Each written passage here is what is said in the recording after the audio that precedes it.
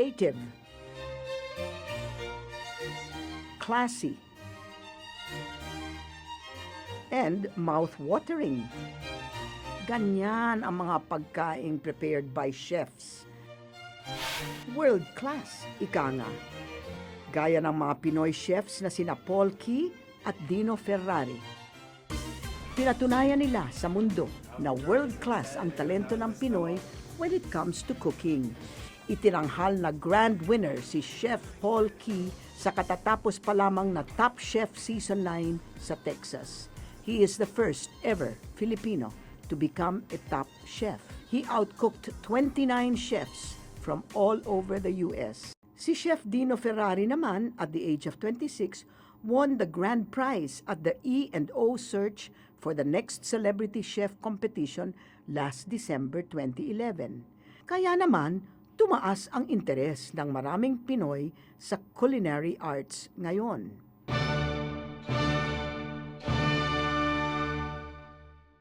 Ayon sa Philippine Overseas Employment Agency o POEA, umabot sa 1,048 Filipino chefs ang nag-abroad noong 2010.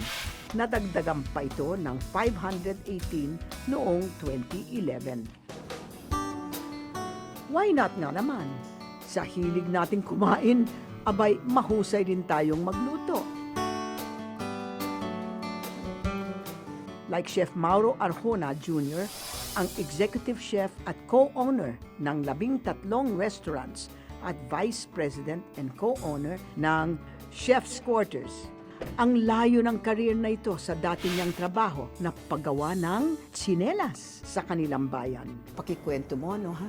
Kung paano ka naging chef, yung voyage mo from being somebody from Liliw, Laguna, na gumagawa ng tsinelas. Okay. Kailan ka nag-umpisa gumawa ng tsinelas?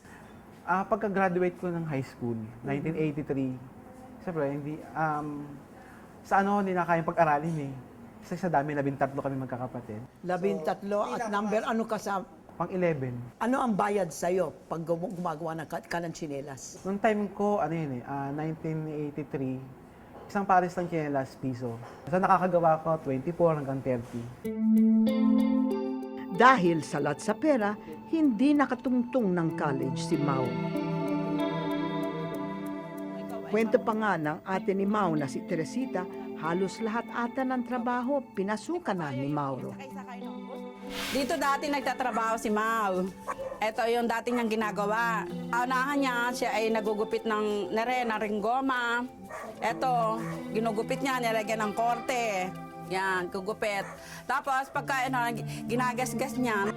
At the age of 18, nakipagsapalaran si Mau sa Maynila at namasukan siya. First as a janitor, tapos bilang dishwasher sa isang restaurant. Ang uso nun, yung nag-abroad, pati naman nagkatrabaho sa Maynila, kapatid ko, 3 yung nagkatrabaho dito. Okay. So tuwing umuwi, may pasalubong. Awesome. So sila yung bumibili ng dami sa amin. So akala ko, pag punta ko ng Manila, aasenso ako dito. Yun ang nasa isip ko. Nag-apply ako janitor. O magkano ang sweldo mo bilang janitor? Noong time na yun, 27 pesos. O di mas maliit pa sa sweldo mo sa Liliw. Mas maliit. Tapos buo pa ng bahay, Oo. pamasahe. Oo. Tapos yung isa nga, pagkain. So, minsan naalala ko, ulam ko, saging. Saging na, toast rice. Oo. Ayan ang ulam mo. Minsan, kasi hindi talaga Nung naging janitor ka, ayun, nakikita ko lang kasi. Parehas na kami ng sweldo. Tapos yung kasama ko, may anak, may asawa, 2 anak. So, manghihiram sa akin. Minsan, gagayin ko, yung pinagtatrabaho, yung inuuwian kong bahay, may karinderya. O-order na ako ng maraming kanin. Nasangad ko na yun, magbabaon na ako ng marami. Kasi pagpasok nila, wala silang baon. So, bibigyan ko. Pero, ikaw pa ang nagbibigay. oo, kasi maaawa kayo pagka yung ganung sitwasyon. Anong ginawa mo? Siyempre, gusto niyang, hindi naman ganun yung gustong buhay ko eh. Oh. So, gusto ko masenso. Gusto ko rin paano, hindi ako mabubuhay ng dito. So, apply ako ng, yung kasamahan ko, nakapagtrabaho sa restaurant sa Mongolian. So, niyaya niya ako doon.